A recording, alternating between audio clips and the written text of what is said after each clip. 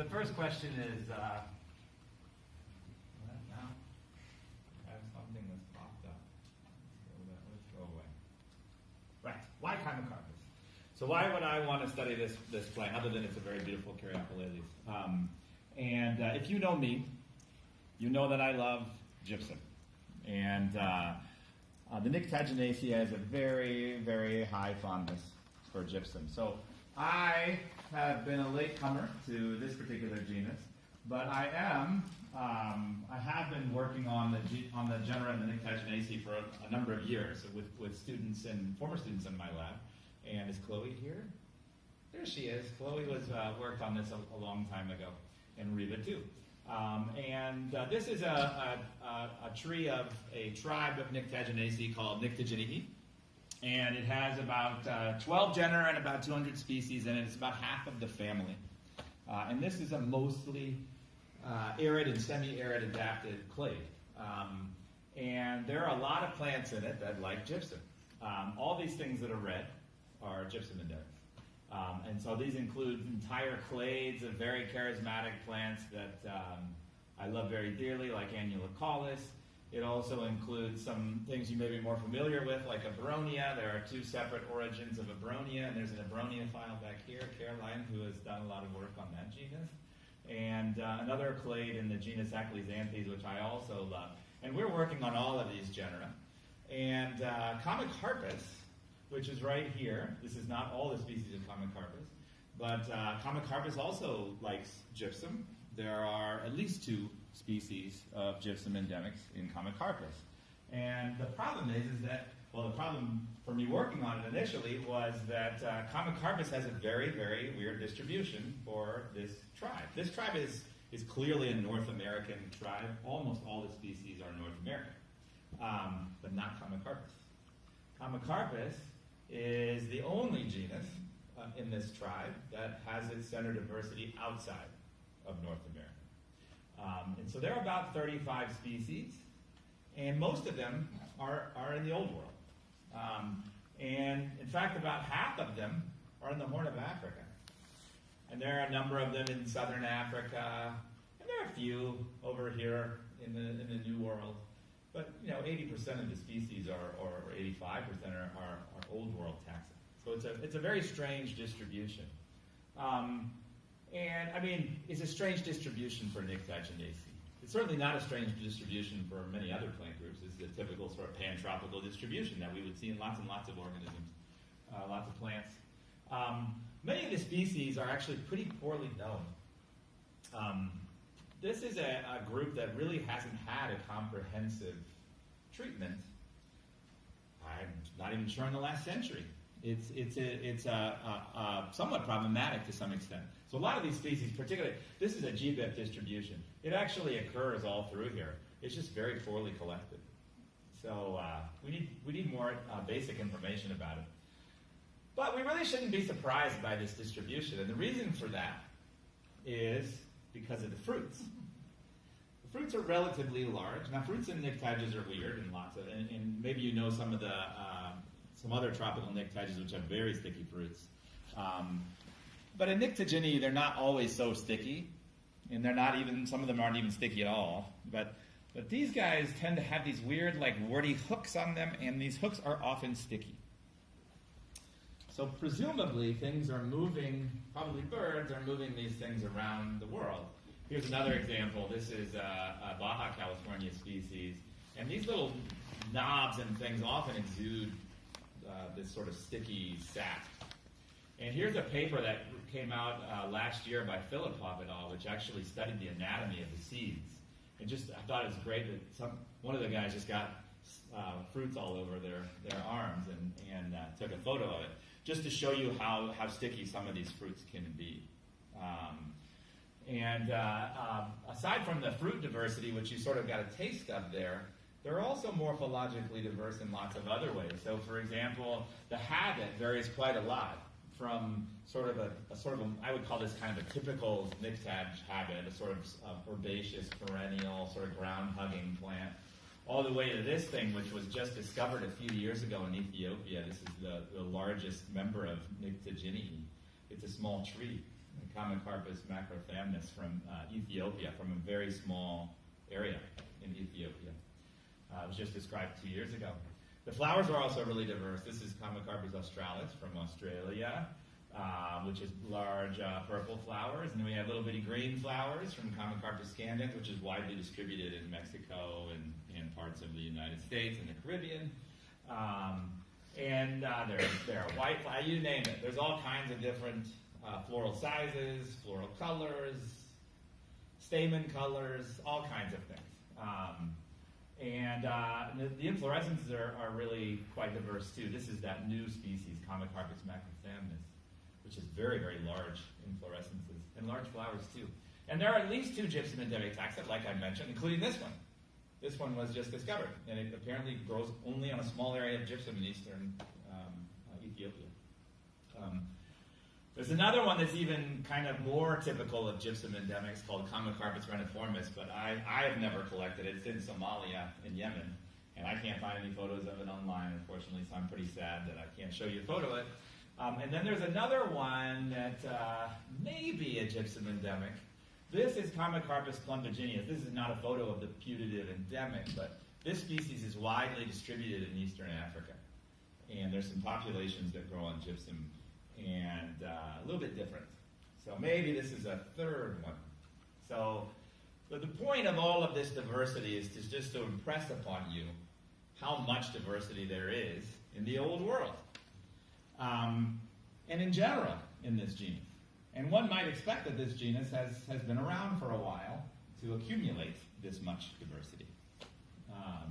So that's one of the questions, really.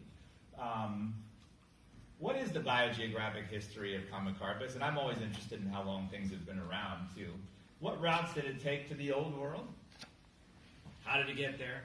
Is there a clear pattern of dispersal within the old world? And of course, this is a given in every talk I ever give. How many times has gypsum endemism evolved?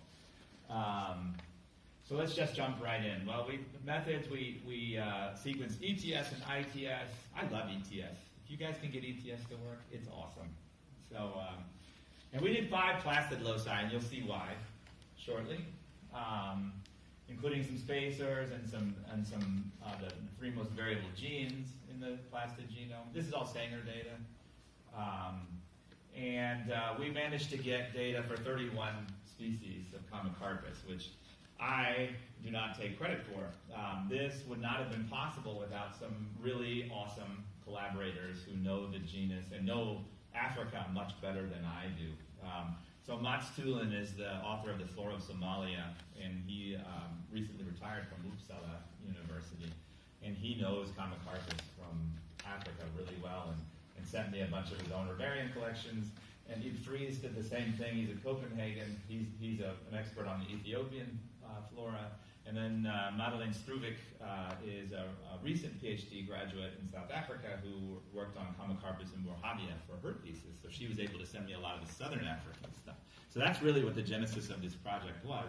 I sort of contacted these folks, and all this stuff sort of landed in our lap. It's been really, really, really great. And I didn't do any of the lab work or most of anything here. This was done by students in my lab, including Caroline, who's sitting right over there. And this started a few years ago with my student Noah, who gave a poster on this when we had less sampling a few years ago. And I have a student right now, Humphries. Sadly, I didn't get a photo of her before I left, but she's working on it this summer. So we're not really quite done yet, but we're working on it. So let me jump right into the data. So I call this the Big Bang of Commicarpus. So this is a concatenated plastid tree, no ITS and ETS, showing some of the outgroups in tribe Nyctaginaceae, and this is Commicarpus. And you can see the backbone is a nightmare. There's almost no support for the backbone of this. This is 5 plastid loci, right? I'll bet you if you did have complete plastome data, it would still basically look like this. It's the same thing with ITS and ETS. And we can sit and stare at this, and there's going to be a lot of conflict, and it should not be at all surprising when you have no support for the backbone. But that's not the point. The conflict here is not the point. The point is we have, obviously, a very rapid radiation. The question is how old, how long ago was this rapid radiation? And I am very privileged to work with a dude who's much smarter than me, Stephen Smith, who is really good at creating megaphylogenies. And last year, I helped with, we submitted it last year, a paper that looks at a diversification across all of Caryophyllales, basically mining GenBank for sequences. And this is just a part of that tree, which had 5,000 species in it. I just trimmed out the part which is Nyctaginaceae. You can't read anything on there, that's fine. There's Commicarpus, okay? And so I'll blow this up so you can read it. And here we have a time scale in millions of years on the x-axis here.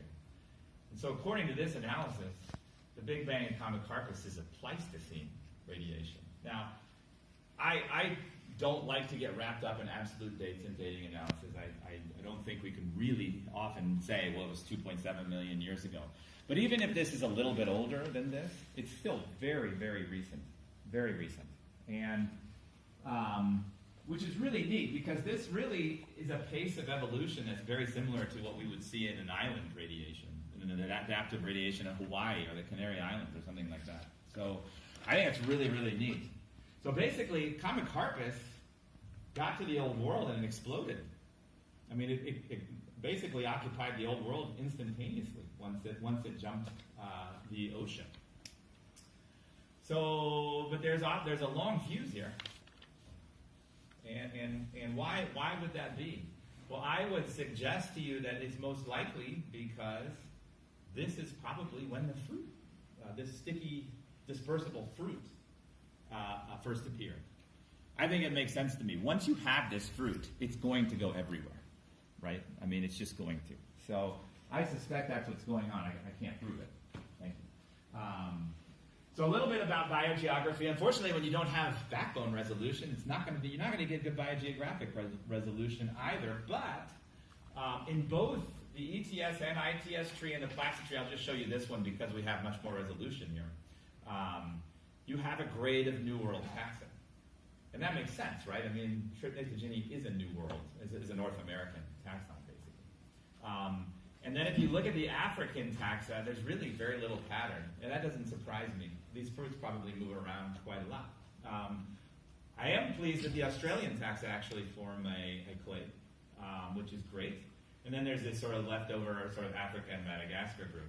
So probably an African entry, but I can't prove it because we don't have everything in Commicarpus yet. There's some Asian stuff that I would like to have. So anyway, so gypsum endemism has evolved multiple times. There's one, there's two, and there's our weird Plumbagineus, which is separate from, where'd the other ones go? There they are, the other Plumbagineus. And this is the gypsum endemic, so that probably is a separate species. So we have 3 origins. That brings us to 8 total origins of gypsum endemism in tribe Nyctaginaceae. It really likes gypsum.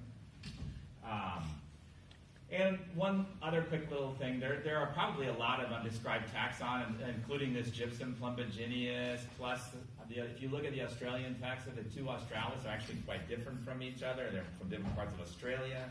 If you look at Chinensis here, there's a Chinensis taxon down here from southern Africa. They're not monophyletic. So there's probably several undescribed things floating around here. Scandens is quite diverse. There's some geographic structure there. Who knows? Point is there's a lot of revisionary work that needs to be done. This would be a great PhD project for somebody, honestly. So I will end there and thank all the very many people and funding sources that make this possible. So thank you for coming.